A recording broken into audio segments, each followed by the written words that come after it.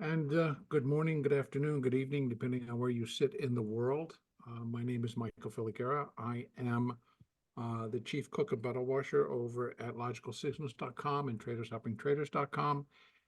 And a little bit about my history. The title of my presentation today is using Elliott, which is Elliott Wave, and Fibonacci in uncharted territories. And as of late, those of you that trade, for example, the NASDAQ or the S&P or even the Dow, all three have moved to new all-time highs more recently. And so what becomes a little bit more difficult during these times is trying to figure out, well, how high can it go? Where is it going to turn? And et cetera, et cetera. So I want to kind of talk about that and show you my methodology of what I use and combining my Elliott with Fibonacci. Quite the presenter to follow, I have to say, in that trading an extremely wild and very fast-moving market, as the NASDAQ future could be, which is my primary market that I trade. I trade in the future where my previously, Trader Mike, was trading in the SQs. And which have incredible daily volume. And so it was kind of interesting to watch, a little bit on the crazy side. And I'm sure it's taken many years of just hard work and study and putting it all together and following the market. But that is a clear example of following price action and knowing what happens when certain things roll. So it was very interesting and kind of fun to watch. Now, to slow it down a little bit, because mine's going to be more of a presentation, I do at times during other presentations that I make along with David and some of his the larger synergy events, is I do use a live trading screen and we talk about the trading. But right now I'm going to be talking about something a little bit different. So again, let me begin. I have been studying Elliott Wave and using Elliott Wave since 1988. And my teachers were Robert Prechter and Dan Ascani. And I've had the privilege of developing a really good relationship and a friendship with Dan Ascani over my years. And we have published together Elliott and Fib. We have worked together in a trade room that I have. And so we've been able to really combine our forces there. But then I've used it throughout my trading career. I have been a market maker on the Pacific Coast here in San Francisco, where I live. I've also been a market maker on the London traded options market in London, on the European Options Exchange in Amsterdam, and on the DTB, which is the German exchange in Germany. That DTB experience is what opened me up to my first experiences with a lot of electronic trading. I came back to the United States in 1997, went back to the Pacific Coast. And when the turn of the millennium came and everything started to really slow down, it became more difficult to actually stand on the floor and try to trade options when everything was really electronic. So I left the floor, continued to trade, and then ended up in 2013 becoming a day trader. So that's been my game plan since. But being a day trader involves, again, a whole set of givens. And something that I've always done and continue to do is to do analysis of the markets using Elliott Wave and Fibonacci. So that brings me to today and how I'm using it currently, all the way down on a 2-minute chart up to what I'm starting with here on the weekly chart. So if anybody who's also studied Elliott Wave, you're going to realize that Elliott himself, who wrote all the works, talked about that if you're going to begin, you've got to start with the largest time frame of data that you can get. Now I can, and particularly with the S&P, go up to a monthly chart, a monthly maximum. And I think in the futures market, I've got data back to 1985. If I go over to the cash market, which is the SPX, that data, come on, go up there. There you go. That data goes back to 1928. So you can see that I can get a very, very large amount of data, and therefore I've got very large moves. Now, currently, I am counting all of this. I'm going to go back down to my weekly chart. I'm counting all of this as that the market has completed. Oh, those got back up there, and I didn't want them there. Let me take these off. That the market has completed a cycle degree third wave up there at the high that we saw in January of 2022. And actually, I cleaned all this up. Isn't that interesting how it kind of takes it away? We go down here, and it's going to leave it there. I found that very, because I'm in the SPX. Let me go back to the ES. Sorry about that. Where I did clean it up, and you're going to see that the chart is clean. So a cycle degree third wave. And therefore, we began a cycle fourth wave correction. Now, actually studying Elliott, you're going to understand that if we're in a corrective pattern, how is it going to unfold? It's going to unfold as an ABC. But what we're really looking at for a cycle degree fourth wave, it unfolds in an ABC on the primary degree. So first one down, we have an A wave. And now we're in a B wave, primary B wave, and then we still have a primary C wave to go. So you begin to build your picture of where things can go. Now, you begin to put in your fibs. You'd have to go all the way back to as much data as you can get. If you're looking for a fourth wave, I have to go back out. Let me see if I can capture it here. I can't. Can I capture it on my monthly? I believe I can. No, because it doesn't really exist.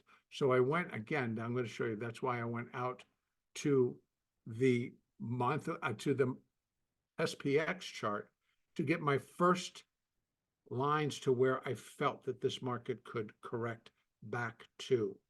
And to save time, I'm not going to go quite that deep. I'm going to go back to my weekly chart and just figure that we realize that we're going to go down in an ABC on a primary degree. That's the one that's labeled in the green. If I'm going to go, okay, what's it going to be in primary wave A? It's also going to be an ABC, but of intermediate degree. So I'm going down 1 degree, and that's an ABC again. So once I got this ABC, and this low was the October of 2022 low, and it was a major low. And there was a lot of talk, and what really kicked it off was that there were some major firms that came out and said the market is extremely oversold, and that, boom, that was the catalyst, and boom, off we went in a recovery rally. But at that time, I knew I was going to come down in an A and then go up in a B and come back down in a C. So where can I go within this B wave? So I began to put in, we use Fibonacci retracements. So the retracement is for the B wave is it's how far it's going to retrace within the parameters. So we begin to just kind of look going from here that we have, clean this up one little bit more because we're going to go take out levels that actually don't matter. So we're looking for a B wave, and the most common that you're going to see for a B wave are 382, 50%, and 62%. So that'd be of the decline. So here we are. We had just put in a low at 3502. Market started to lift off, and as soon as it got high enough, then I put in, figuring that that was a solid low, put in my fibs to draw attention to where I believe the B wave could come. Now, during this discussion, it's going to go through several iterations because we understand that in a corrective phase that you could have, there's 2 basic structures. One is zigzag, which is going to be a 5-3-5. So the A wave's 5, B wave's 3, the C wave is 5, a zigzag. And then there's going to be a flat where you get an ABC flat, so it pulls an ABC, but the B wave will also hold within the price territory of what you've just done. And so those are the 2. So you start to build your numbers as to where the market can go. So you get 382, 5618. Then what I also included is that because it's three waves down, an ABC down, not a 5-3-5, but it's ABC, and then it pulls it back out, and it included one additional that Elliott had talked about, and that is the irregular B wave. And what that signifies, or what that discusses, is that the potential, now again, when I was putting it up at this time, there was absolutely no indication that the markets could go that high. So what we have from there, I'm going to put these up, is we have 1.236 and 1.382. And this is, I'm telling you now, because these are important, that you could had that heads up back in October of 2022. Now, even at the time when I presented them, I did say, this is not what I'm expecting. We have a lot of ground to cover before that type of a move would come into play. But as we progressed out, it started to pick up steam, and I started to include it in my conversations, or in my own personal updates that I make. And then truly, when this bottomed in October of 2023, it really took over in terms of that I was starting to look for new all-time highs, but still within the context of a corrective B wave. And now I'm just going to start to bring this down, because what happens when you start to get up there, right? We got it all covered up to that high, which it's always going to do that to me, right? We had it covered up to this high, which actually was, this is wrong. That's why I kind of get, what happens is 4808 was the high on the weekly. But as we move forward, we're now in a March contract, so that all-time high was actually higher. But I leave this here because that is the high that we needed to work with, even though the March contract. So if I take this back and you're looking at it, it would still fit all the way up to when the March contract came in. So that's why I just wanted to explain that. So coming back down, we're on the daily chart, and we had that, so as we're starting to climb in here. And then there started within it, I got a couple of signals, and I don't know if any of you are familiar with this big breadth indicator. And what that is, it's really taking a look at the advanced decline, or the breadth of the market. And what we had was two instances where that breadth indicator was triggered. And when that gets triggered, it's normally, what it's telling us is that within 16 to within a year to a year and a half, the market will be between 15 and 25% higher than where the trigger point was. So that was the trigger there, and it triggered again here. Well, we take a look at where we are, and we definitely, that got fulfilled. So that gave me another clue that we are likely going to be going to new highs. So, but I already had these numbers, 5116 to 5307, so I'm continuing to use those. But now as I start to come down, and I'm just going to really bring it down to my 4-hour chart, we've got the A, we've got the B, so now I know I'm in an intermediate C wave up to complete this B wave. And what's going to be inside of that C wave are 5 waves of minor degree, of which I have 1, 2, 3, 4. And as these continue to play out, I continue to realize that we are going to go to new all-time highs. And in fact, via the futures market, we did that back in December, where we started to break to new all-time highs. We corrected as if, well, maybe that could have been it, but realizing the outside count, excuse me, then I realized that it really was just a 3 and a 4, and that we were going to get minor fifth wave. Now, we're up in uncharted waters. In fact, if we were here and this hasn't happened, we were up in uncharted territory. And now I need to start to figure out, well, where can it go? How high can it go? Well, there are a lot of Fibonacci relationships that go in between the Elliott, or go along with Elliott. One of the major ones that you can use, again, I'll pull it back out because I'm going to start adding those, and we'll see how I build my picture. So I gotta go, yeah. We're gonna go first to wave C. And so you put in extensions, right? Because what I'm looking for is what, not necessarily that the wave is extending, but they're extensions in terms of what the system calls it. So I'm taking wave A, and now I want to start to put down the parameters of what I think wave C can be. So here we have them.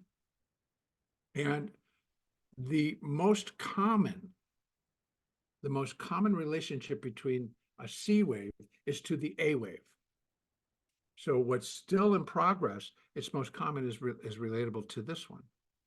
And so as soon as that was done and we started to get this lift off, you could run that calculation and realize that your first one is 4809. So that's just barely above. And so realizing that the C wave needed to go higher, it was there, but it's not the most common. The most common is 100%. So I'm already looking for this thing to climb up out of all of this. And that wave C would be equal to wave A at 5187. Now we're starting to progress. So we got waves 1, 2, 3, and 4. And now we're in minor wave 5. Well, there's another calculation that you can do. And again, I'm going to go down to the 4-hour chart. And I'm going to open this up so that we can look inside. Right, we have 1, 2, 3, 4, and now we're in the 5th wave. And we have the calculation, or the relationship is a 5th wave. How do we measure out a 5th wave, particularly now when we're in everything is new all-time highs, new all-time highs? Well, the relationship would be is that the 5th wave is going to be compared to the 1st wave. Now, this is a minor 5th wave, so I'm going to compare it to the minor 1st wave. So once again, I take it down and I go and I build my picture and I run it over to the 4th wave. And we come on. And now I can see once again, 618, not the most common. The most common is 100%. And that is coming in at 4992, which we just have recently gotten above. In fact, we got above it on February the 2nd. We inched above it, came back down. And so now I'm going to come down again, and I'm going to look on an hourly chart, because what we need to do, let me go out one more. Let me go to the 30-day so I can see the whole thing. So you can see how we've gone from that bigger chart. Now we're down inside the individual moves. Now, the thing about Elliott wave to remember is that it's a series of building blocks. So no matter you're starting at your largest degree, but you're always going to work down, right? So that when we're counting what's inside. So example, in a cycle degree 4th wave, what's inside? An ABC of primary degree. Well, what's inside that A wave? An ABC of intermediate degree. What's inside that C wave? An intermediate C wave of primary B are going to be 5 waves of minor degree. So you count those out and you count them up. And as each one comes in, like this was a double ABC decline, right, to fit wave 4, and then we start up again. So even if we're looking at the minute wave 1, what's going to be inside 5 waves of minuet degree? 1, 2, 3, 4, 5. Okay. What's going to be in wave 2? An ABC. A, B, C, 2. What's going to be in wave 3? Same deal. You just work it all the way up. Here we have, right there, an additional irregular 4th wave. Because this, you could tell, this is all very sloppy. It's all very corrective. It's not impulsive. So it's an A, a B, and a C. The C wave was impulsive, as it should have been. Now, once again, I'm going to build with Fibonacci. So there are a couple of places that you could put in. You can start to look at wave 3 down to wave 4 to give you some wave 5, but being an irregular, it's not going to be as accurate. So that one I don't necessarily use. But what I can use is now, if I'm counting out minute wave 5, I can start to build my numbers. And one thing I want to just clean up is I'm going to take out that 618 because it no longer is valid. So I can go there and get rid of that. It is and it isn't. So it's quite confusing and looks like super complex. It truly isn't. If you just get if you get the basics and then you follow them, you'll be able to put your own fibs in, and you'll be able to then to do this. But I understand what you're saying. So once again, I'm going to use that same calculation of wave 5 as it compares to wave 1. And then once I get that all in place, I'm going to talk about the internal relationships and how they all come in together. So let me clean this one up a little bit because we've already gone through that one, so it doesn't matter. So now I have got several levels. You see, I've got all these different levels. And I can now go through and explain them. So here, this is for this minute fifth wave. Here, this is for the minor fifth wave. Here is for the largest portion of it, the B wave. And this is for the C wave. So I've got all my resistance levels lined up. So how am I going to use that? Because here we are, anything up here above this level, we're in new uncharted territory. Never been up here before. How are you going to find resistance? Well, I use Fibonacci. And this is a series of logical steps, basically. So here, I will say that we're in that fifth wave. So initially, my calculations were, and I called out the resistance, 49.92 right there, and then 5,002. Both have been exceeded. So I can do the following. I go in just because I need to clean up my chart. I didn't mean to do it that way. Sorry. I meant to do it a little bit differently.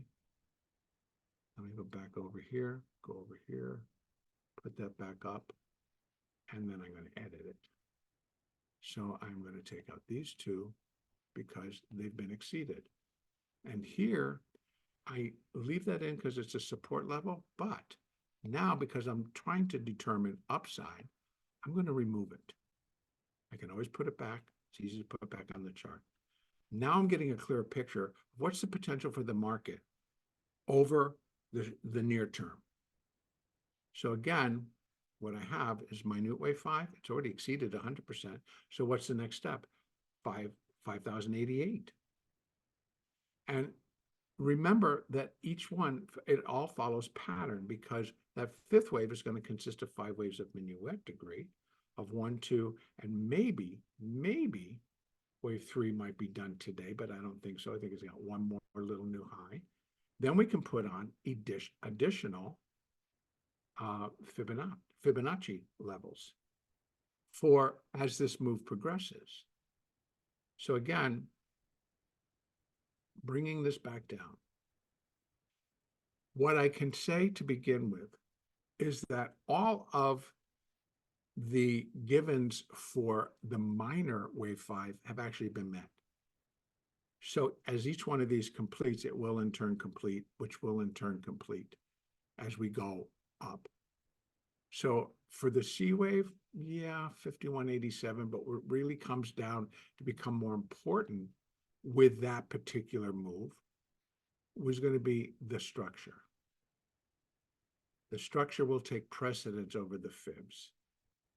Because really what Elliott writes is that a C wave should always take out the high or the low, depending on direction, of the A wave in the sequence. And it did. It did quite a while ago.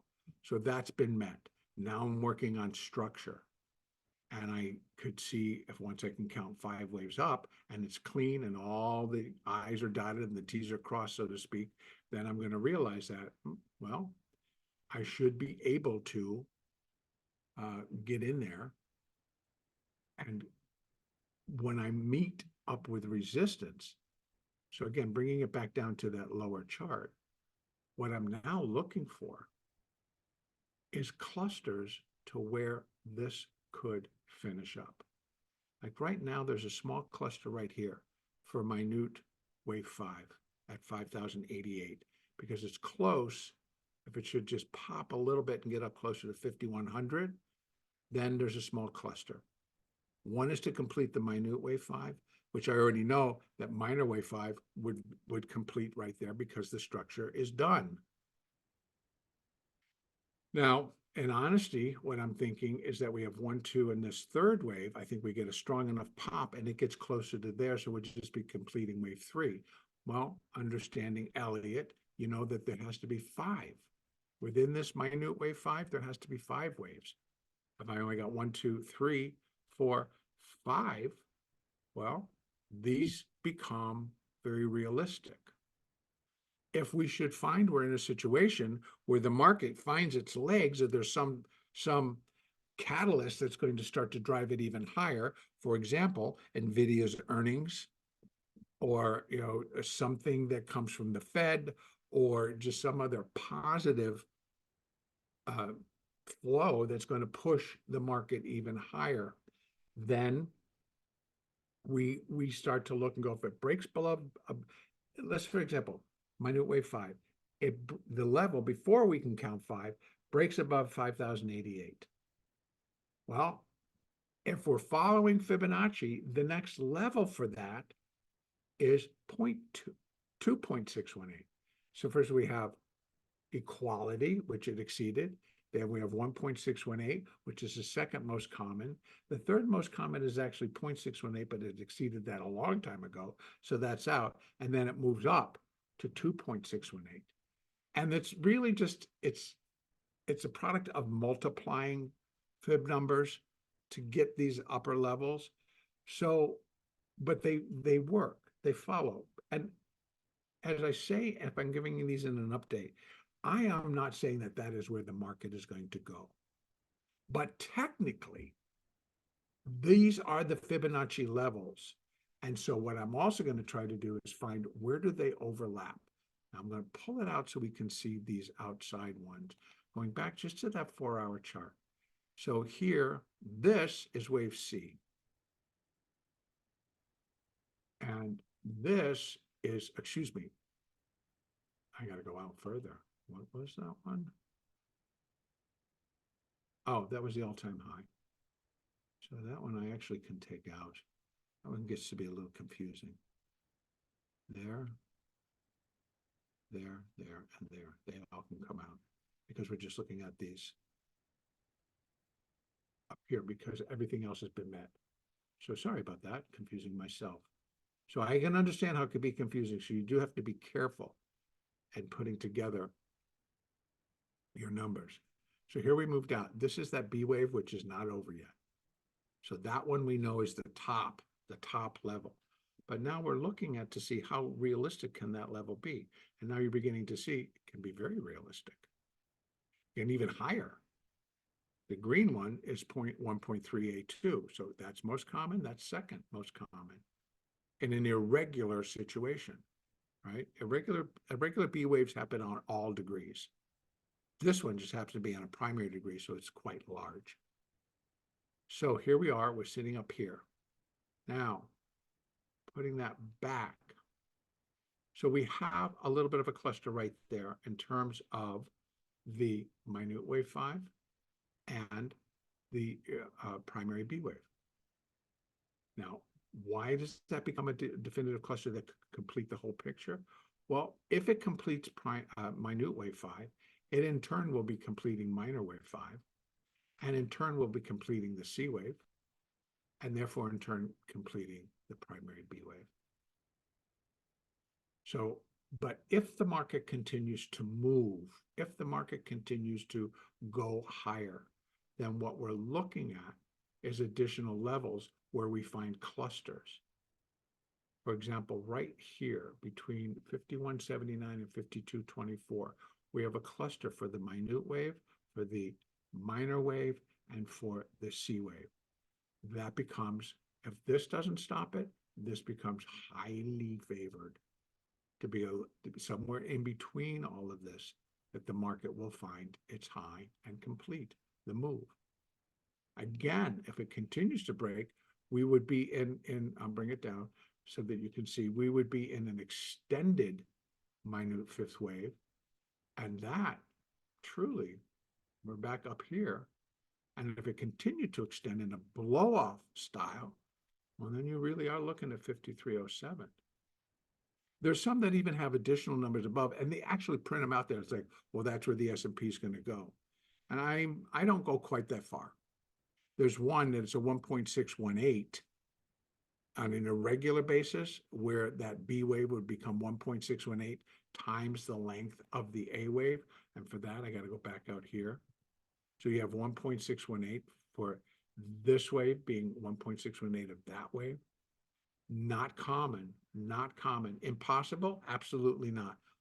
That is something that I have learned over my years never to say. And I never will say never can happen. That's never going to happen.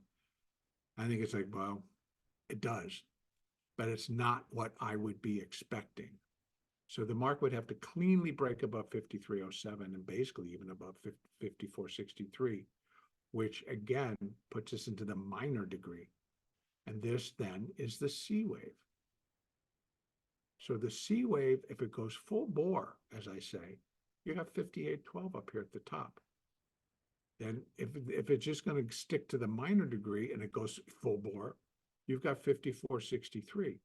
Now, let me just put in that one additional level, and you can see how, yeah, it could, and that would be that 2.618, or actually 1.618 because it's the irregular. That's up at 56. So there are people saying 5,500. I can see how they come up with those numbers. If they're using Fibonacci, I see them. Come back down to the 4-hour chart. I do see them. You can pull this open. Right? I got 1.618 for a C wave. I have 2.618 for minor wave 5 at 5463, pretty close to 5,500.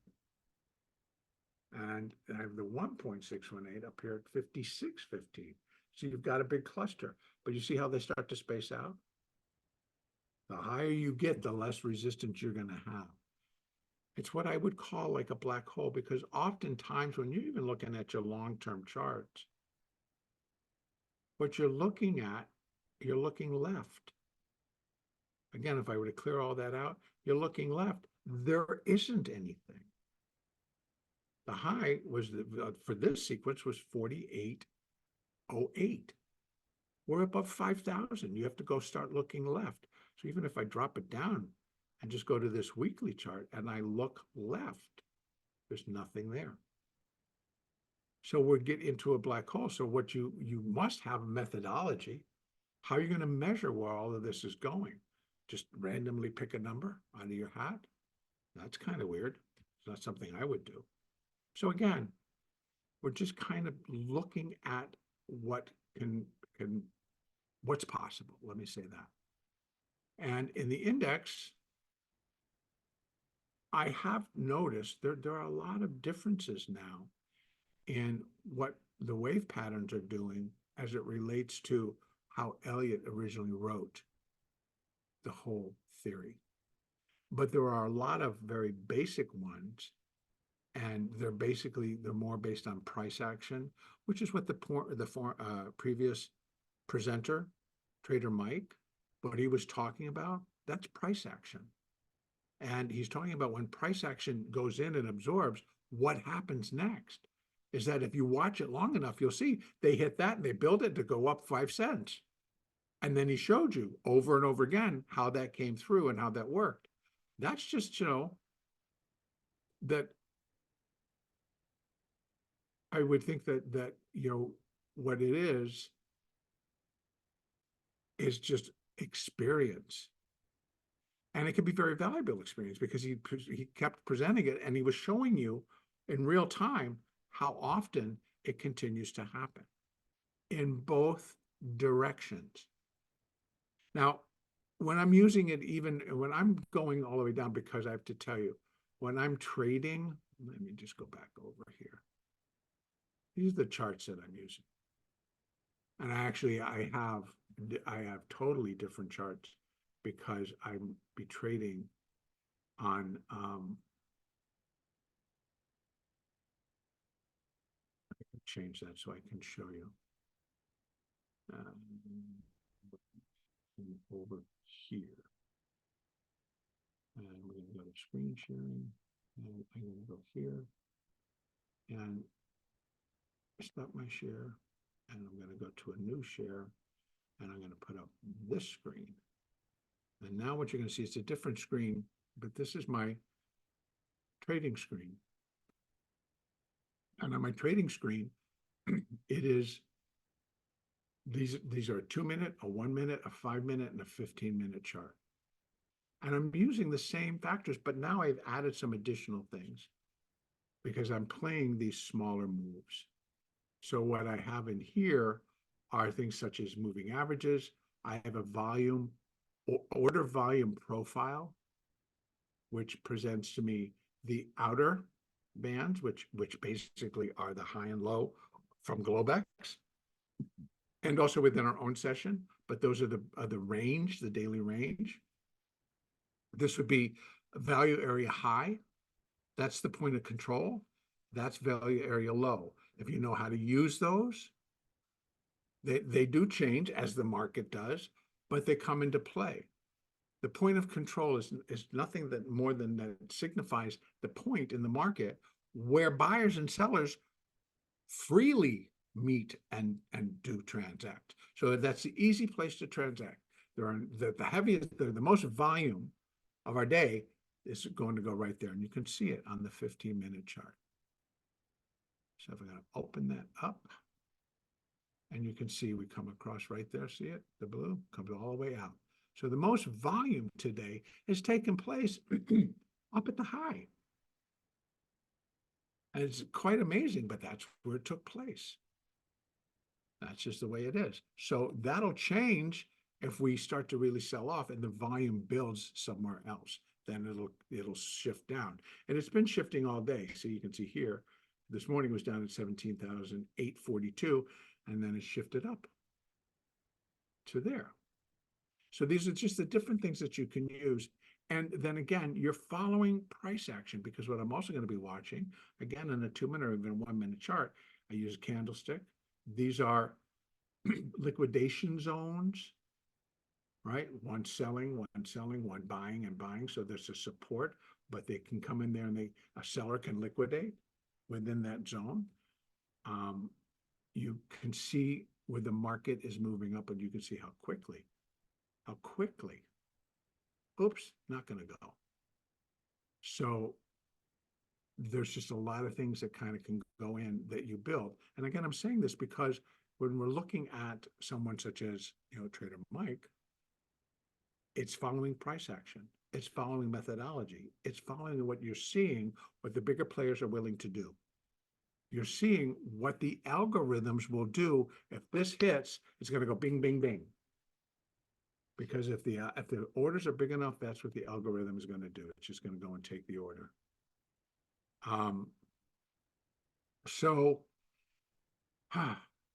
Using it intraday, I can do the same thing because I can put up Fibonacci, and I can put up, again, let's just say, for example, I'm going to think I go to here, and we probably should come back down. Well, I can put, not that one, I want this one. I'm going to put up, it's down here. I'm going to put it there like that. But you can see now it's running up. So, but you can put it in if it goes above point of control. It's likely going to go above there, and then this is done, and this is something different.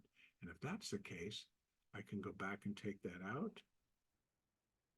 And now I can put in what I think might be happening, and that's going to go like this. No, not like that. I got to go back and do it again. And you put your fibs, everything is using fibs. And go here, now I'm doing, what's my upside?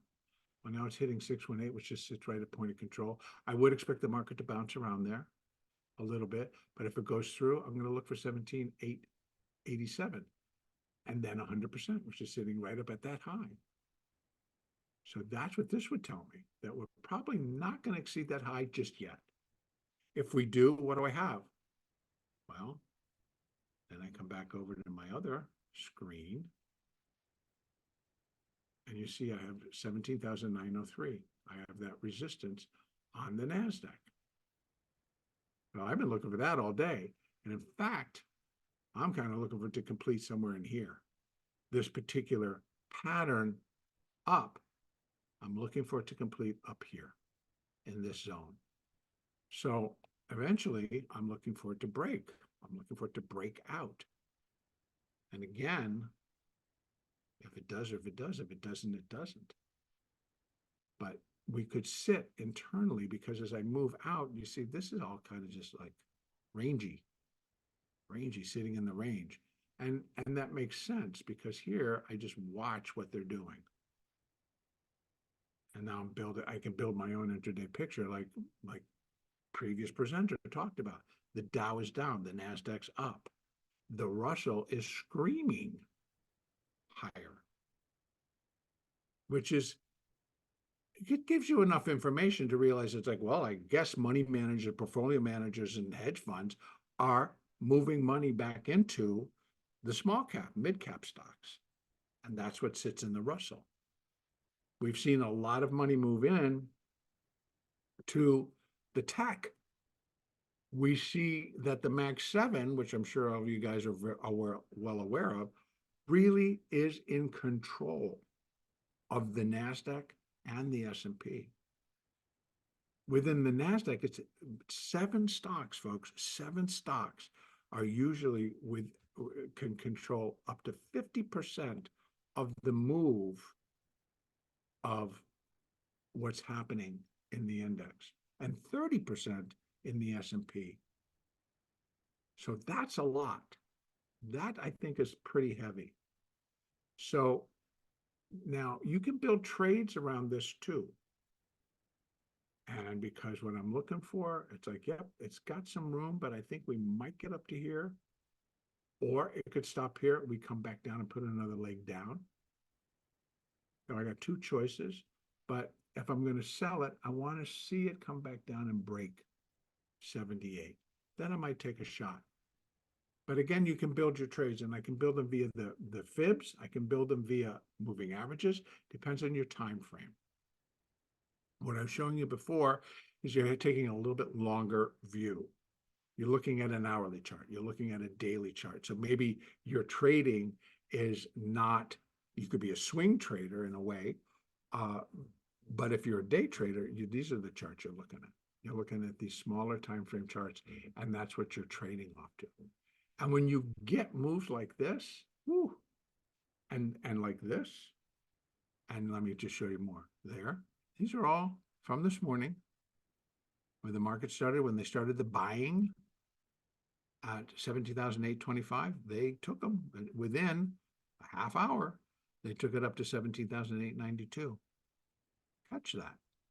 From 22 to 92, that's 70 NASDAQ dollars. That's a big move. NASDAQ is $5 a tick, and a tick is 25 cents. But the NASDAQ doesn't move in ticks. It moves in dollars. You'll see, it's like, see, it'll just go ding, ding, ding, ding, ding, ding, ding, ding, ding, ding. It'll just move. So it's not, and you saw that being then turned around and reflected within the SQs and the TQs. Again, previous presenter was trading the SQs, and they move, and they move, and they are heavily traded. Humongous volume in both the SQ and the TQ. It's sort of, and like he was saying, that those move in pennies, which may make it more interesting for a trader. For me, I like the volatility and the dollar amounts that you can get in the futures market. So it's $20 a point, but it'll flip 2, 3, 4, 5, 6, 10. $10 very, very quickly. And so, if you're trading one contract, you're looking at 100, 120, 140, 50, 60, $200 very quickly. So, it doesn't take much. And so you can see that this just touched 86, and somebody came in and they sold down to 82. $4. Bing. Not that you could be able to catch that. It is kind of hard because it moves really fast, but it does move. So I want to say that part as well. But back to using Fibonacci and Elliott against your charts. Come on. And let me move this back over here because I don't need to flip my charts around. I can just put them here. I'm going to back over here so it should show more of my whole chart. And I'm going to bring this back out to my daily chart. So it kind of gives you just that little bit of a bigger picture, but that's today in the S&P. It's a blurb. I'm going to bring it down to a 15-minute chart. That's today. Very, very sideways. But big enough moves where you can make money. Now, it depends on what type of a trader you are. Again, reflecting back on the previous presenter, those are very fast, quick trades.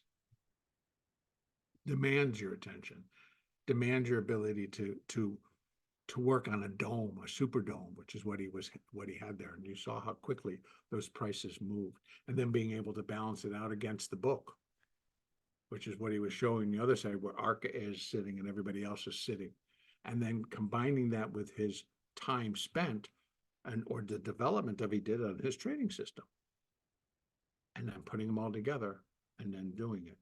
Now, the thing is, it's like, it's always easy to show somebody, but like somebody mentioned to me, it's like, well, that all seems a little bit more complex because I don't have that much experience in Elliott or Fibs. It's like, fair enough. So somebody could show you how much money they're making, but I think what comes behind all of that is like, well, I also have 40 years of trading experience. And when you have that and you can combine it, it makes more sense. But if you're just starting and you see what people are doing, you're like, oh, I want to do that. And then you try and you end up losing a lot of money to begin with. Now, there are systems where it's like if you follow the system, but you see how fast that market was moving in the SQs. And that's what that market does every day. Every day it moves that fast. So if you're not as quick as these computers are, because that's what it is, algorithms throwing their orders out, doing all these executions, and doing all of the trades. The same thing we get when we're looking at options. I mean, something that I often talk about, again, is that, we're looking at a futures market, we're looking at a cash market, and we're developing a picture of what should happen and unfold. Hourly chart, if you're day trading, an hour is forever. And I mean, that's a long-term trade if you think you can hold it for an hour. Because you're trading in a market where the risk is pretty high, unless you were to actually move into a day where it is just plain and simple clean that they're going to do nothing but buy.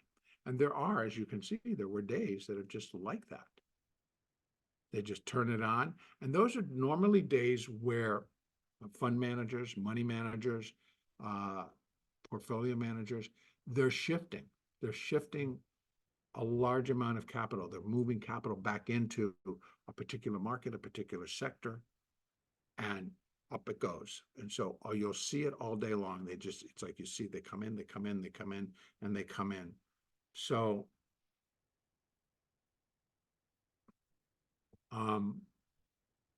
it's interesting. I want to leave it open. If somebody has questions or anything that they want to ask, please go ahead and put them into the chat so I can address them. Otherwise, I think I will go over, and I'm going to just review, because I do trade the NASDAQ, and it's associated with that SQs for sure. Well, let me just go over and just kind of put in, this is a market. Now, you saw how this market was moving. And by the way, this is the ultra short. So as the NASDAQ goes up, this goes down. And so this product has gigantic, let me just I want to just find out what we got going on. 57 million. That's how many contracts have traded, or how many shares of that SQ. 57 million. Do you know, most of the time it's 80 to 100. So it's even a light volume day. Did you see how fast that was moving? And the whole range of the day is 1157, 1139. Did you see how much was trading and moving in between? So it's you just can see how on this picture, you're like, wow, I don't see that much movement. Then you go into and look at the SQs in a dome. Wonder if I can pull them up on my chart here. Let me see if I can do that. New Superdome. There we go. It's over there. And I am going to, this is actually set up for the S&P. Let's bring it over here and see. I don't know if I'm going to be able to put that up. Crypto Forex indexes. No. It won't. I don't have it. Dang it. So it's a little different. I can't pull it up here where I'll be able to look at it. Maybe, no. But I can trade the VIX. There's all kinds of things you can do. So, but here, let's just take a look at the NASDAQ. And you see that it moves a lot faster. And I can open this up. And I can, just to show you.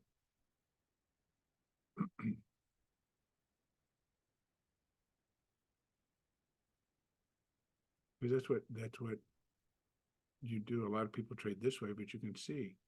And there's also times of the day, I'm going to tell you, there's times of the day where the market, you're looking for a turn, you're looking for the sellers to move back in. This one, not uncommon, right? I also use an RSI and I use a MACD, not so much here. I have it on my other charts. And that tells me relative strength, but on a 2-minute basis, a 1-minute basis. I also cover gold. So I trade gold over here as well. And there were some beautiful moves in gold today. But again, I start with an Elliott wave count. And from that, I shrink it. And that's what I was trying to show you before. This is not moving as fast as I've seen it in the past. But you see, if somebody comes in, right? Somebody comes in and sells it down to 83. Somebody buys it back up to 85. So it's a $2 swing in about a half a minute and less, in a couple of seconds, right? So they're moving it up and then somebody comes back in and they sell it. And what creates those moves? I'm not going to keep that Superdome open. What creates those moves? Every time Apple trades, any of these stocks trade, the entire index, the NQ, is recalculated anytime. So you'll find you got this push-pull going because NVIDIA is going up and Apple's going down. Microsoft is unchanged. If Microsoft starts to go down, it will, along with Apple, hold the whole index down because they're the two heaviest weighted stocks in the NASDAQ. So, and they're also the two heaviest weighted stocks in the S&P. So regardless of what might be happening elsewhere, if those two stocks start to get really hit hard, it'll pull the index down. If they start to get bought hard, it'll pull the index up. And I mean, it'll just fly. So we were just looking at that dome and it was trading at 85. Well, now it's down $10 from that level. And what we see is like here we have what I watch, the tick ND, tick RL. That's the number of issues that are being bought or sold at that particular moment on the broader New York market, on the NASDAQ, right? So this number here can go from 0 to 100 or 0 to negative 100 because that's all there are. There are only 100 stocks in the NASDAQ. There are 2,000 stocks in the Russell. So that's a pretty small basket of stocks. But again, we don't know which stocks they are or how big the orders are. We just know what's trading. So, and what am I, so even if I'm following here, now I've got my fibs coming back down. And they should work, but they also have my moving averages. And so I can combine those and then I day trade. So again, Elliott and Fibonacci. That is how I work. And actually, I could do it here, but I have to tell you, this is a 1 hour chart. I'm going to go down to a 2-minute chart in this thing. And you're going to see. Can you imagine? This was actually, wasn't this during? Oh, that was just now. That was during my time. Wow, look at that move. 1148, 11 point, that's 7 cents. And I don't know what it is per. But yeah, it's a big move on this index on a 2-minute chart. And it just, nothing really changes. It's still within its range. But it just went down and made a new low at 40, and now it's trading 44.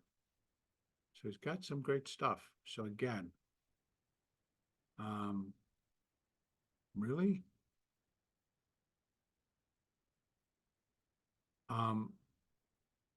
Don't know why. I've not heard anybody else get here, so I don't know. Might be something on your side. Anyway, I actually can continue just to look at some individual stocks if somebody wants to talk about it. But my use of Elliott, that's my big thing. And normally I never run out of time. I could always run overtime. But let me go over what my count is for the NASDAQ. And it's the same concept, right? So again, what I was thinking of, very short term, that the market will top out at 17,903 to 17,929 or 930, and then pull back again, right? So 1, 2, 3, pull back again in a 4, and then start a fifth wave. And that can come up to, actually this third wave can come all the way up to here if it wants to. And if I'm looking for this one, that I think will be surpassed, and that moves it up to, this is in the NASDAQ, 18,370. But before that, I have 18,115. I'll round it up. And then I've got my 1.236, which is the irregular B wave in the NASDAQ, coming in at 18,250. I have higher levels, right? So I've got a cluster between 18,250 and 18,450.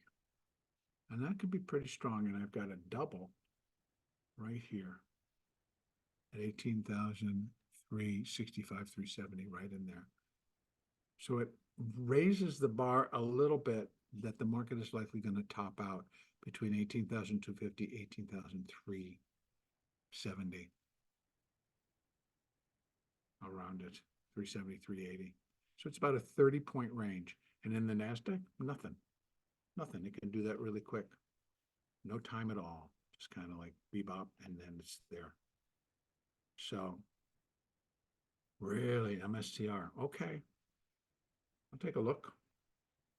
Sure, why not? MicroStrategy. Let's start with what we can consider a big picture. We go on the weekly. There's the high. 1323, and then it lived through all of that debacle in Bitcoin. And it double bottomed at 131, 131 and a half. And I'll be with it. That's a good question. I'll be right to it. Now, if I had to say 1, 2, just kind of gets iffy. but I would say that this is working on 5, and this is a small correction, and you're likely going to come up and take out that high at 716. Now,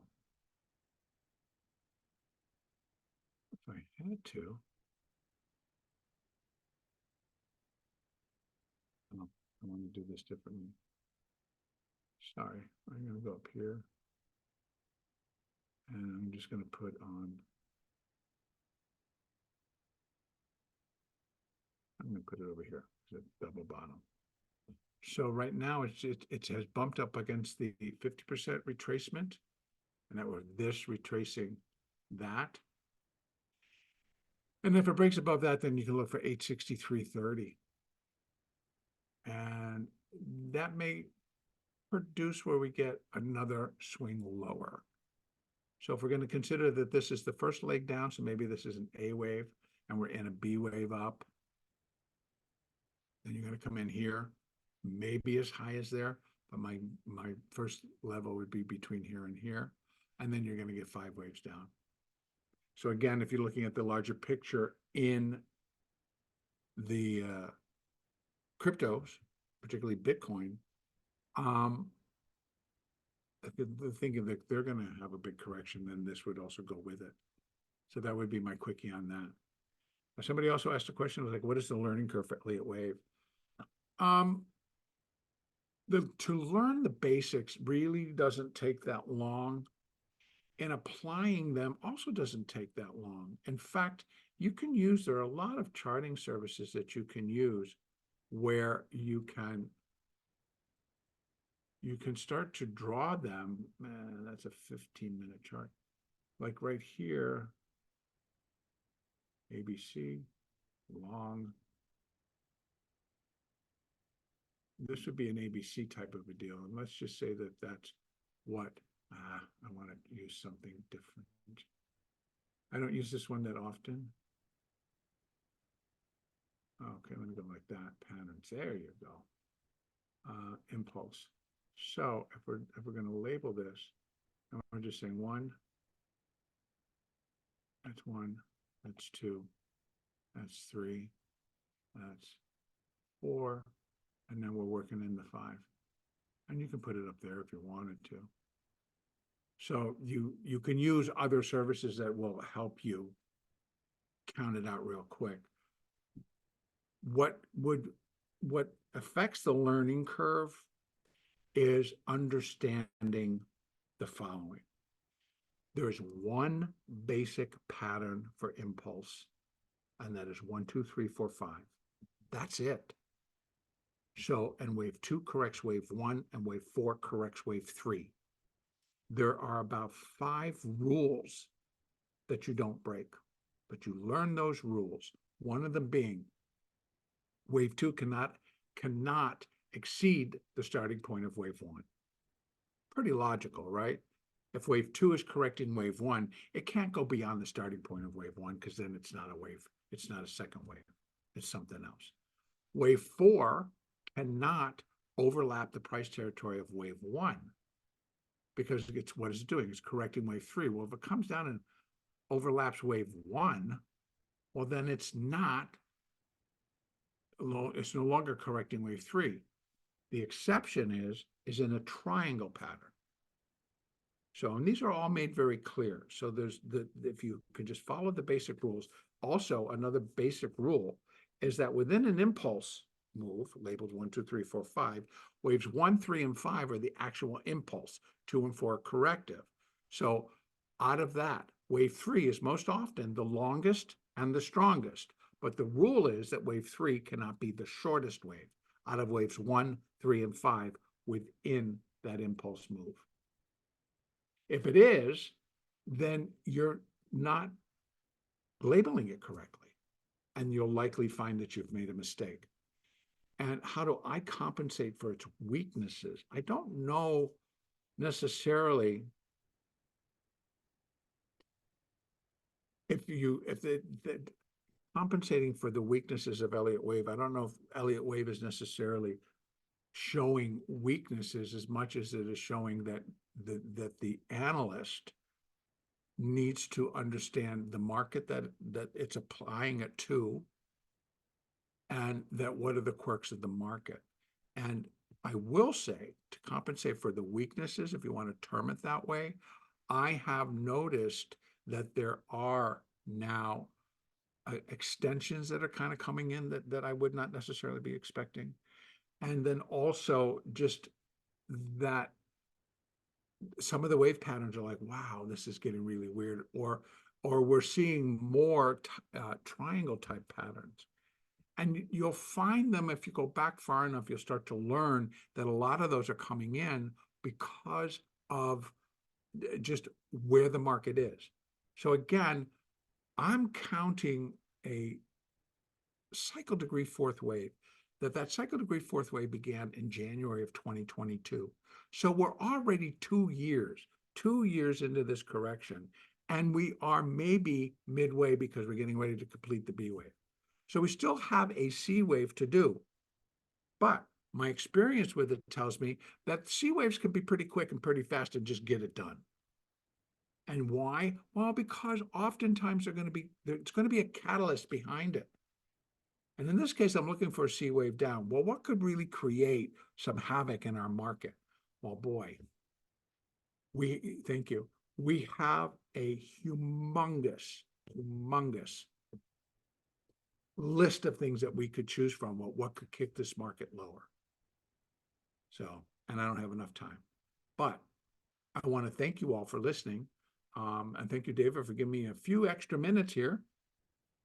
That all works out. But I'm going to turn it back over to David because I know that there has to be a transition between me and the next person coming. You're very welcome.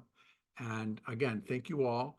I'm sure David's going to put up us how to get a hold of me. If you have any questions, what I do also do, folks, is that I do operate a trade room, and I've just shifted it over to Discord. So I am looking to expand it pretty dramatically, and I have a few people within that are in the trade room with me as moderators and presenters. So it's going to get very, very interesting. If you want more information, you can contact me by sending an email to michael@mjf1partners.com. And I always answer my emails, but I have a trade room. I also do a daily update, and I put that on YouTube. And if you go to tradershelpingtraders.com or just Traders Helping Traders within YouTube, you then just look for my name, and you will find me. And then those are free. If you can sit through I do put ads on them. Actually, YouTube does.